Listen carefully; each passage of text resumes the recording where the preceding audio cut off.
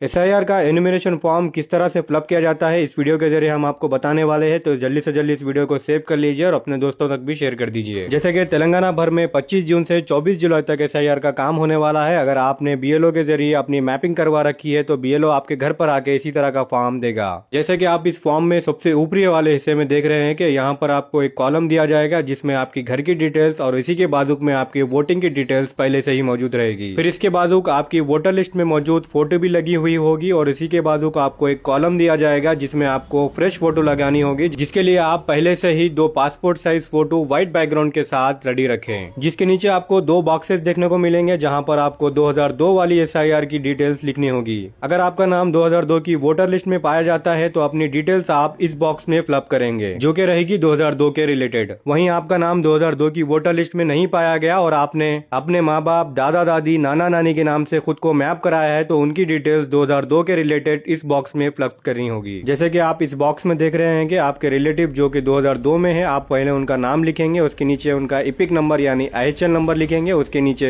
Relative name यानी आपका नाम लिखा जाएगा और उसके नीचे रिलेशनशिप यानी आपका उनके साथ क्या रिश्ता है वो लिखा जाएगा। इसके बाद 2002 के हिसाब से आपके रिलेटिव का डिस्ट्रिक्ट का नाम, स्टेट का नाम, असेंबली कॉन्स्टिट्यूंसी का नेम, कॉन्स्टिट्यूंसी का नंबर, पार्ट नंबर और सीरियल नंबर लिखा जाएगा। ये होगी 2002 की डिटेल्स। अगर आपका और आपके किसी भी रिलेटिव का नाम 2002 की लिस्ट में नहीं मिला तो आप इन दोनों बॉक्सों को खाली छोड़ देंगे। इसके नीचे आपको और एक बॉक्स देखने को मिलेगा जहां पर आपको अपनी डिटेल्स भरनी होगी। सबसे पहले आप डेट ऑफ बर्थ लिखेंगे, उसके नीचे Aadhaar card number, mobile number, father name और उनका voter ID card number, mother name और उनका वोटर आईडी कार्ड नंबर। अगर आप शादीशुदा है और मेल है तो अपनी वाइफ का नाम और उनका वोटर आईडी कार्ड नंबर लिखेंगे। अगर आप फीमेल है तो अपने हस्बैंड का नाम और उनका वोटर आईडी कार्ड नंबर लिखेंगे। और आप अगर अनमैरिड है तो इन दोनों लाइनों को आप ऐसे ही खाली छोड़ देंगे। सबसे नीचे आपको अपनी सिग्नेचर करनी होगी। अगर आपको सिग्नेचर करने नहीं आता तो आप अपना अंगूठा यानी थंब यहाँ पर लगाएंगे। अगर आपने अपने किसी रिलेटिव, भाई या किसी और का फॉर्म भरा है और वो घर पर मौजूद नहीं है, शहर में मौजूद नहीं है या फिर कंट्री से बाहर गए हुए तो उनका भी फॉर्म आप इस तरह से भर के दे सकते हैं, मगर साथ में सिग्नेचर के साथ रिलेशनशिप लिख दें। वाज़ेह रहे कि बीएलओ आपको इस तरह के 2 फॉर्म देगा जिसमें डिटेल्स भरकर फोटो लगाकर सिग्नेचर करके आपको उसको वापस करना है, जिनमें से एक फॉर्म वो अपने पास रखेगा और एक फॉर्म अपने सिग्नेचर करके एक्नॉलेजमेंट के तौर पर आपको वापस करेगा, जिसे आप महफूज रखना है। आपके बीएलओ की डिटेल्स फॉर्म के सबसे ऊपरी हिस्से पर नाम और नंबर के साथ मौजूद रहेगी। वाज़ेह रहे कि एनुमरेशन फॉर्म 2025 की वोटर लिस्ट में जिन लोगों के नाम है उन्हीं को दिया जाएगा और उसी एड्रेस पर दिया जाएगा। जिन लोगों को ये फॉर्म नहीं आया और 2025 की वोटर लिस्ट में उनका नाम नहीं है वो डिक्लेरेशन फॉर्म 6 के साथ भरकर बीएलओ को देंगे। अगर किसी का नाम और उसके रिलेटिव का नाम 2002 की लिस्ट में नहीं पाया गया और उसने अपनी 2002 की डिटेल्स नहीं भरी तो ड्राफ्ट लिस्ट आने के बाद उसको नोटिस दी जाएगी जहाँ पर कैटेगरी के हिसाब से वो अपने डॉक्यूमेंट पेश करेगा।